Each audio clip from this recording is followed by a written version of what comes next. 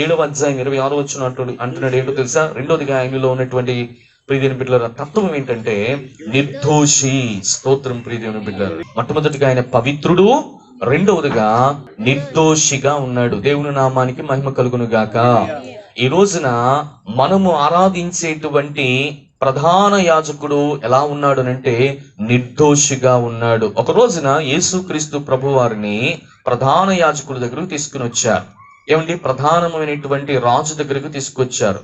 ఏమండి? అక్కడ ఉన్నటువంటి కైప అన్నయ్య అనబడినటువంటి వారి దగ్గర తీసుకుని వచ్చారు కదండి. వారు అంటున్నారు, నీలో మాకు ఏ దోషమో కనపడలేదు, నువ్వు నిర్దోషంగా కనిపిస్తున్నావు అని చెప్తే మీరు చెప్పినట్లే అన్నాడు ఆయన కూడా. ప్రియదేవుని బిడ్డలారా, అయితే రాజులు ప్రజల మాటను వినాలి కాబట్టి రాజరికాన్ని వారు నిలబెట్టుకోవాలి కనుక వెనువెంటనే వారందరూ కూడా ఆయనను సిలువ వేయండి అనే మాట చెప్పినప్పుడు వెనువెంటనే వారందరూ కూడా ఏమండి రాజు ఆజ్ఞను తీసుకుంటూ ఆయనకు సిలువ వేయడం మొదలు పెట్టారు. ప్రియదేవుని బిడ్డలారా, ఏమండి ఉదయకాల సమయంలో ఆయనకు ఆ యొక్క యేసును అప్పగించబడినటువంటి రాత్రికి ముందే అక్కడ ఉన్నటువంటి ఆ రాజు యొక్క భార్య అంటుంది, ఈ రోజున నాకు కల వచ్చింది, ఆ కలలో ఆయన నిర్దోషిగా ఉన్నాడని నాకు తెలియపరిచాడు దేవుడు. కనుక రాజా, నువ్వు ఎవరి జోలికన్నా వెళ్ళు, కానీ అదిగో నిందారహితుడు నిర్దోషి అనబడిన ఆయన జోలికి మాత్రం వెళ్ళొద్దయ్యా,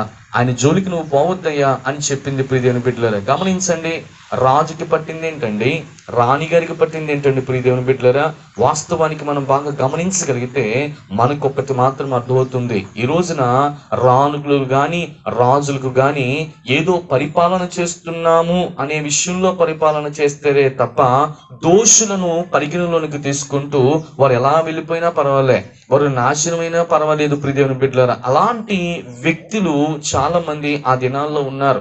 రాజులు అనబడిన వారు ఉన్నారు. కానీ వాస్తవానికి మనం చూడగలిగితే ఏమండి, ఒక రాణి ఆయన హృదయాన్ని ఏం చేసిందో తెలుసా? అర్థం చేసుకుంది.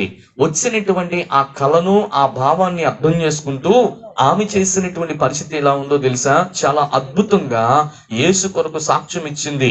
తన భర్తను పిలిచి అంటుంది, అయ్యా, ఆయనలో ఏ ఒక్క దోషము నాకు కనబడలేదు అంటుంది. అంటే ఇప్పుడు చెప్పండి ప్రియదేవుని బిడ్డలారా, రాజులు ముందుకెళ్ళినప్పటికీ కూడా, అధికారులు ముందుకెళ్ళినప్పటికీ కూడా, అధికారులు, ప్రభుత్వము, అధికార యంత్రాంగాలు ఆయన ముందుకొచ్చినప్పటికీ కూడా ఆయనలో ఏం కనిపించలేదో తెలుసా? ఏ దోషము కనిపించలేదంట. నా దేవుడు దోషం లేనటువంటి వాడు. ప్రియదేవుని బిడ్డలారా, దేవునికి స్తోత్రం. ఆయన ఎలా ఉన్నాడు తెలుసా? నిర్దోషిగా ఉన్నాడు. ఈ రోజున నిజంగా చెప్పాలంటే మనం చేసినటువంటి పాపాలకి మనం దోషులంగా ఉన్నాం. మనం చేసినటువంటి అతిక్రమాలకి మనం ఏం చేస్తున్నాం తెలుసండి? అన్ని అనుభవిస్తున్నాం. అయితే మన పాపముల కొరకు ఆయనే సిలువ మరణాన్ని ఏం చేశాడో తెలుసా? పొందాడు. మనము పొందవలసినటువంటి ఆ మరణ శిక్షను ఆయనే ఏం చేశాడో తెలుసా? సిలువ మీద ఆయన మరణాన్ని ఏమండి పొందాడు అనే విషయాన్ని చూడగలుగుతున్నాం. దీన్ని బట్టి మనకు అర్థమవుతుంది ఏంటో తెలుసా? మనము పొందవలసిన గాయాల్ని ఆయనే పొందాడు.